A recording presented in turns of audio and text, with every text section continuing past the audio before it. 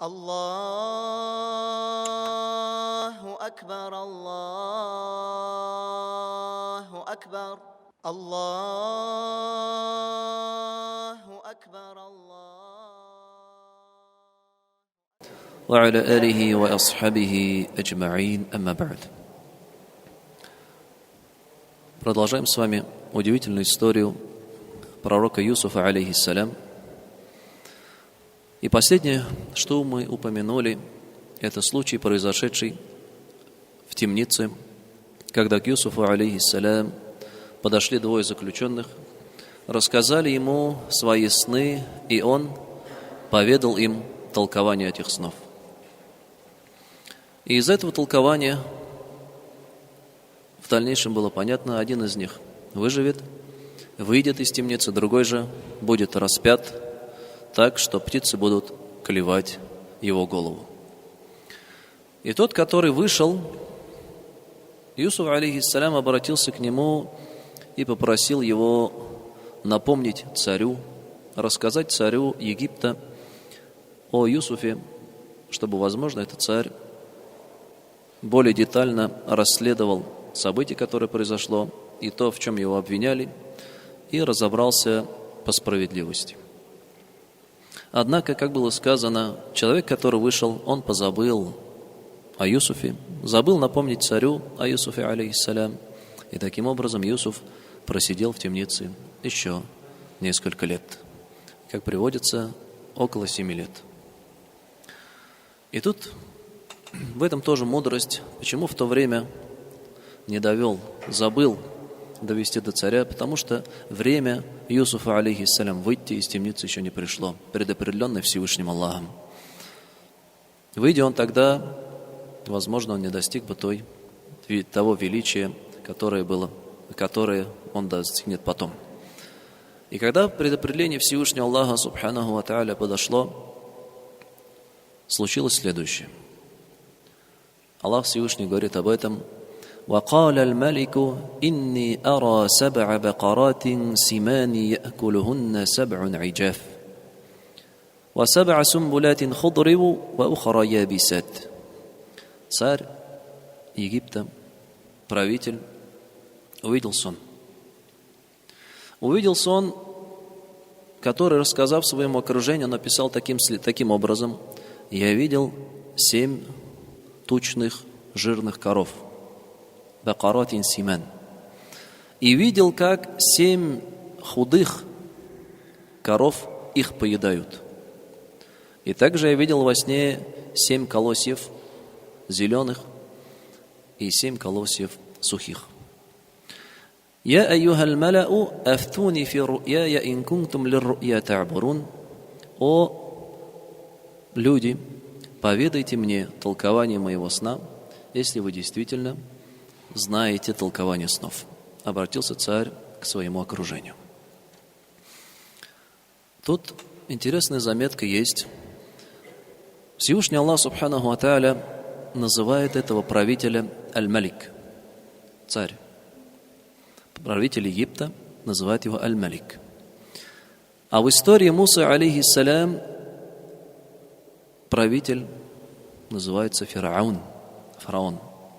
И даже мы привыкли из истории то, что правители Египта называли фараонами. Однако здесь Всевышний Аллах назвал его Аль-Малик, царь. И тут интересное объяснение дает в своем толковании Ибн Ашур и говорит: в этом слове Аль-Малик это чудо Корана. В нем проявляется научный феномен Корана и пример того, насколько Коран точен в своих выражениях. И поясняет то, что в то время, когда Юсуф, алейхиссалям, был в Египте, в той части Египта, где он находился, правили не коренные жители Египта, не копты, а захватили эту часть представители арамейского народа. Да, это кто-то где-то говорится, что это арабы или евреи, смесь этих народов. И они захватили определенную часть Египта и правили в этом месте, и, следовательно, они не назывались фараонами, а фараонами назывались правители из числа коренных жителей Египта. До этого, да, это было где-то 18-19 века до нашей эры, их называли Хиксус, Гексус, что в переводе означает «иноземный правитель» или же «царь пастухов». А тогда уже через 2 века они потеряли свою власть, Египет обратно объединился под единым фараоном, и к тому времени, когда пришел Муса, алейхиссалям, правитель был уже из числа коптов, и поэтому назывался Фираун. И в Коране Аллах Всевышний называет его Фираун. А здесь же называется Аль-Малик. То есть тут всегда, вот это пример тому, что в Коране ни одно слово, оно не приходит просто так. В нем заложен точный, глубокий смысл. Да, вроде бы какая разница, назовешь его Фираун, или назовешь его Малик, или назовешь там Фирауна Маликом. Нет, Всевышний Аллах Субханаху ва Тааля точен в своих словах. Это чудо Корана, научный феномен Корана, как говорит об этом Ибн Ашур. И далее этот царь обратился к своему окружению, толкователям снов.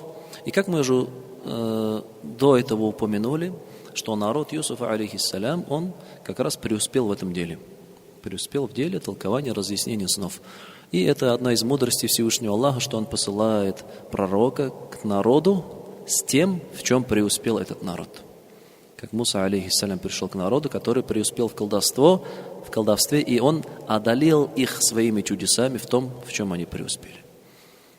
Или Иса, алейхиссалям, пришел к народу, который преуспел в медицине, и он одолел их тем, своими чудесами в том, что они преуспели. И они никогда не могли бы достичь той степени, которую показал им Иса, алейхиссалям, Иисус, Гайса. И также Иисус, алейхиссалям, пришел с чудом в той сфере, в которой преуспел народ. Это толкование снов. И тут явился сон царю, самому главному представителю этого народа. Однако его окружение, он обратился к своему окружению и попросил разъяснить. И что важно, разъяснить не отдельные части, да, этот сон надо связать и вывести какой-то определенный хукм, определенное решение. И что же тогда сказали эти провидцы, да, колдуны, толкователи снов? Они сказали: «Калу адгату ахлямин». Они сказали: это пучки снов, запутанный, бессвязный сон. «Вама нахну битауили л-ахлями би'алимин». Мы такие сны, говорят, не растолковываем, в них нет никакого смысла. Тут тоже интересно, да, как они поступили. Они вместо того, чтобы сказать: мы не знаем толкования этих снов, они проявили свое высокомерие, горделивость, да, вместо того, чтобы признать свое знание незнание в этом вопросе, они сказали: это сны такие. Не мы не знаем, это сны у тебя такие бестолковые, непонятные. Если бы были нормальные сны, мы их растолковали бы, говорит. А мы знаем, что из качеств, да, богобоязненно верующего человека это отвечать «не знаю», если он этого не знает. И как от некоторых ученых приводится, это есть половина знания, когда ты говоришь, отвечаешь на вопрос, которым не сведущ, говоря: «я не обладаю об этом знанием». Таким образом, окружение царя, все те, которые считали себя и мнили себя великими толкователями снов, знающими людьми, они были бессильны перед тем, что увидел царь. И затем произошло следующее. Тот человек, который был вместе с Юсуфом в темнице, это был виночерпий царя, он же вышел, он вспомнил о Юсуфе, так как речь зашла о снах, и говорит: وَقَالَ الَّذِي نَجَا مِنْهُمَا وَادَّكَرَ بَعْدَ أُمَّةٍ أَنَا أُنَبِّئُكُمْ بِتَأْوِيلِهِ فَأَرْسِلُونَ. И сказал тот, который спасся из этих двоих. Тут Аллах Всевышний напоминает о двух заключенных. И тот, который спасся из этих двоих, вспомнил после долгого времени, говорит: «Мин ба'да умматин», после долгого времени я расскажу вам толкование этого сна. Я сообщу вам о толковании этого сна, но только отправьте меня к Юсуфу. Говорит, только отправьте меня. Имея в виду, отправьте меня к Юсуфу, я принесу вам толкование этого сна. И тут также великая мудрость в том, что царь изначально обратился к своему окружению. и они не смогли растолковать сны. И только потом весть дошла до Юсуфа, алейхиссалям, и он в дальнейшем растолкует сон. И таким образом это еще сильнее покажет величие Юсуфа и его знания. Потому что если бы сразу, к примеру, пришли к Юсуфу, попросили толкование сна, он бы растолковал, то эти колдуны и мудрецы, они что бы могли сказать? Да это и нам и так, мы тоже об этом знали. Мы тоже могли это растолковать. Да, легче легкого, простого, это все им известно. Однако здесь сначала он обратился к своим колдунам-прорицателям, и они не смогли растолковать. И, следовательно, когда толкование пришло от Юсуфа, они уже не могли никак вообразить, никак этому ответить. Да, и подобный случай произошел, когда Аллах Субхану ва Тааля создал Адама, алейхиссалям. Да, и когда ангелы задались вопросом, а почему Аллах создает того, который чинит несправедливость на земле и проливает кровь, Всевышний Аллах Субхану ва Тааля решил ангелам показать величие Адама, величие человека и его знания. И как в Коране говорится, Всевышний Аллах говорит: فَلَمَّا أَنْبَأَهُمْ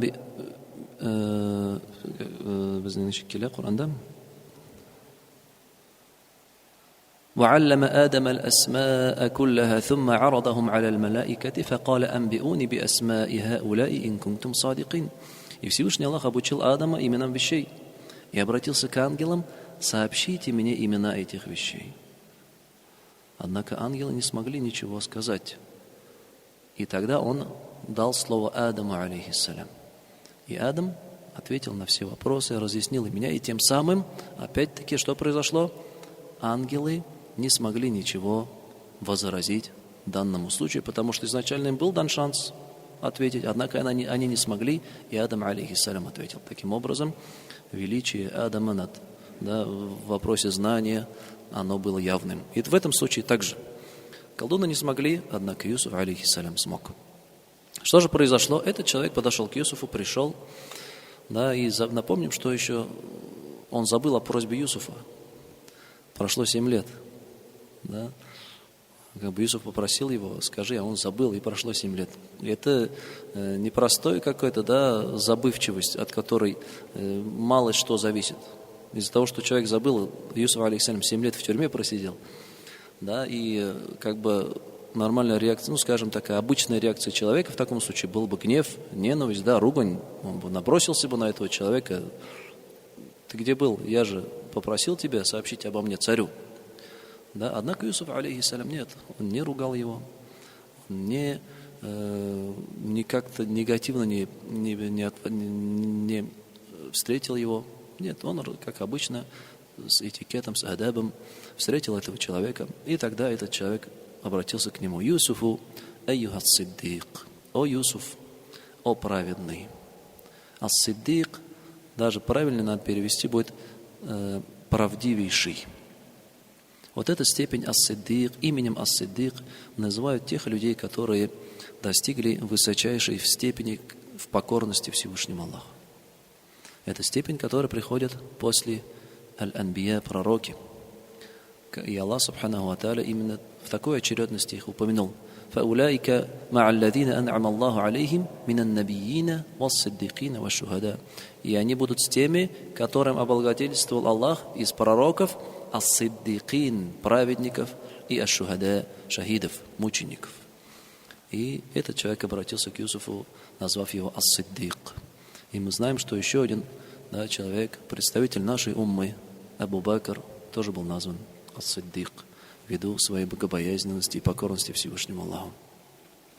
И он не просто так назвал его ас-сиддик, праведный.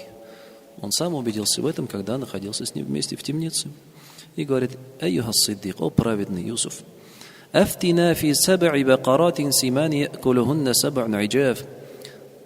Разъясни нам положение 7 коров, тучных, жирных коров, которых поедают 7 тощих коров.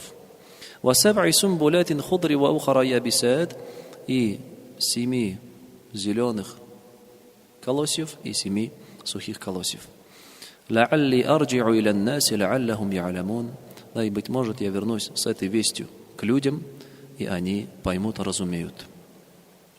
И тут заметьте, как вот этот человек донес точно сон царя, слово в слово. И это есть пример того, как человек должен выполнять, да, возложенные на него обязательства. Ничего не добавил, ничего не убавил. Как царь сказал, он увидел, этот человек прямо слово в слово донес. Ведь при изменении сообщения могут уже возникнуть неправильное понимание. И Юсуф, возможно, не смог бы точно так же растолковать сон. Однако этот человек, по воле Всевышнего Аллаха, ни в чем не ошибся и донес так, как он услышал. И я, говорит, вернусь к людям, сообщу им, и они уразумеют, и они узнают. Здесь под словом «они узнают» два варианта. Или они узнают толкование сна, или они узнают твое знание и твое величие, потому что это ты им его растолковал. И тогда Юсуф, алейхиссалям, начал рассказывать смысл этого сна. И говорит: «قال تزرعون 7 سنين دأبا فما حصدتم فذروه في سنبله إلا قليلا مما تأكلون ثم يأتي من بعد ذلك عام شداد فيه شداد يأكلن ما قدمتم لهن إلا قليلا مما تحصنون». И он говорит: вы 7 лет подряд будете сеять, как обычно. Как вы привыкли, как этим занимались прежде, вы 7 лет будете сеять. И соберете эти плоды, однако часть этих плодов вы должны будете оставить, значит, зерна должны будете оставить в колосьях, не очищать, оставить их неочищенными. «Илля калилям мимма та'кулун», кроме той части, малой части, которую вы будете есть. После этого, после этих 7 лет, придут 7 лет сухих, тяжелых, голодных. И они съедят ваши сбережения, ваши запасы еды, которые вы приготовили. Кроме той части малой, которую вы убережете для будущих посевов. Если более детально разъяснить, вернемся ко сну. Царь увидел 7 тучных коров, которых поедают 7 тощих. Таким образом, коров Юсуф, алейхиссалям, растолковал, что это года. И 7 тучных коров, 7 жирных коров — это 7 лет, когда будет урожай, будут дожди и будут посевы. Однако потом придет 7 тощих коров, то есть 7 лет засухи, которые съедят этих коров, то есть съедят урожай, который был накоплен за эти 7 лет. И далее 7 колосьев зеленых и 7 колосьев сухих — это уже указание на то, как люди должны будут действовать в это время. Он сказал: 7 лет, получается, вы часть колосьев можете, некую часть употреблять в пищу, однако обязательно другую часть вы должны будете сохранить. Зеленые колосья — это то, что люди поедают, а сухие колосья — это то, что они хранят. Они высыхают, и они хранятся сухими. И тут еще интересно, Юсуф, алейхиссалям, смотрите, сказал им не очищать зерна от шелухи, а оставить их в колосьях, какими они есть. И в этом тоже мудрость, когда зерно, оно еще в своем колосе покрыто, не очищено, оно менее подвержено порче и поеданию разными червями или молью. Таким образом, Юсуф, алейхиссалям, им сказал так поступить. И растолковал сон. Далее говорит: «Thumma ya'ti min ba'di dhalika 'amun fihi yughathu an-nas wa fihi ya'sirun». А затем уже придет год, в этот год югатhu ан-нас, будут дожди, и люди будут выжимать плоды, которые у них вырастут. Придет 8-й год. Заметьте, во сне царя не было ничего о 8-м году, так? Было 7 коров, жирных, которых поедают 7 тощих коров. Это как раз года, 7 лет дождей и 7 лет засухи. Однако откуда взял Юсуф, алейхиссалям, 8-й год? Это логично. Потому что царь во сне увидел 7 лет дождливых и 7 лет сухих. Следовательно, раз сухих лет всего 7 во сне увидел, получается, 8-й следующий год он уже не будет сухим. Ведь если бы он был сухим, то он бы увидел сколько коров? То он бы увидел 8 этих худых коров. Однако увидел царь всего 7, и поэтому логически Юсуф, алейхиссалям, пришел к выводу, что, значит, 8-й год он не будет сухим. Если бы был сухим, то было бы 8 коров. Таким образом, он сказал, однако после 7 лет придет 8-й год. И 8-й год будет настолько плодородным, что плоды, которые вы соберете, их наберется очень много, вы не сможете их хранить, и поэтому будете выжимать из них. Выжимать виноград, выжимать, чтобы он не испортился, соки, чтобы у него вышли, выжимать зайтун, оливы для масла и так далее. Таким образом, он еще дал им благую весть и обрадовал их о том, что после сложности, после трудности, несомненно, придет облегчение. И далее человек этот вернулся с толкованием сна к царю. وقال الملك, и царь, он, конечно же, восхитился толкованием сна Юсуфа, алейхиссалям, понял его глубокое знание и мудрость и сказал: «Итуни бихи, приведите его ко мне». Вызвольте его из темницы и приведите его ко мне. فَلَمَّا جَاءَهُ الرَّسُولُ, и гонец от царя пришел к Юсуфу в темницу с известием, что царь зовет тебе, пора тебе выходить из темницы. Смотрите, что сделал Юсуф. قال ارجع إلى ربك فاسأله ما بال النسوة اللاتي قطعن أيديهن. Я не выйду. Вернись к своему господину, к царю, и спроси его, а что же по делу женщин, которые порезали себе руки? Что с этим делом? Гонец пришел от царя и говорит: Юсуф, выходи, пора выходить. Царь зовет: ты свободен. Юсуф, алейхиссалям, говорит: нет, я не выйду. Получается, не выйду, пока вы не разберетесь в том деле, которое было, в том деле, за которым меня обвинили и за которым меня сюда посадили. Это дело, касающееся женщин, которые порезали себе руки. Вот это слова Юсуфа, алейхиссалям, столько пользы из него извлекают ученые. Смотрите, если бы Юсуф тогда вышел сразу, позабыв обо всем, что было, то тогда тут могло возникнуть много негативных последствий. В первую очередь, получается, он выходит из темницы, оставаясь и будучи признанным виновным в том, что он не совершал. А это открывает путь, во-первых, завистникам, ближайшему окружению царя, которые могут, опираясь на это, напомнить царю, что ладно, он истолковал один сон, однако он же преступник, он совершил такие-то такие дела, вообще-то там жена визиря, о жене визиря твоего идет речь. Как ты можешь того человека, который обвиняется в постыдных действиях с женой визиря, твоего приближенного человека, у себя рядом держать? И 40 женщин никуда не девались. То есть завистники могут таким образом в дальнейшем повлиять на отношения царя с Юсуфом. И также это остается почвой для дальнейших сплетен и клеветы, которые будет народ распространять, говоря: вот царь окружил себя преступниками, подобными Юсуфу, как они его считали, обвинили его, и даже неким образом пагубно, негативно отразится на самом царе.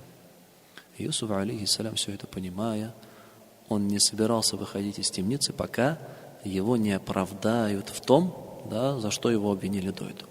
Ведь тогда, если его оправдают и признают невиновным, он выйдет уже не из-за того, что растолковал сон, а из-за того, что он является невиновным в том деле, в котором его обвиняли. Какая мудрость в словах и поступках Юсуфа, алейхиссалям. И в то же время какая нужна выдержка. Сколько лет он провел уже в тюрьме? И когда ему приходят и говорят: выходи, царь разрешил, выходи, он остается.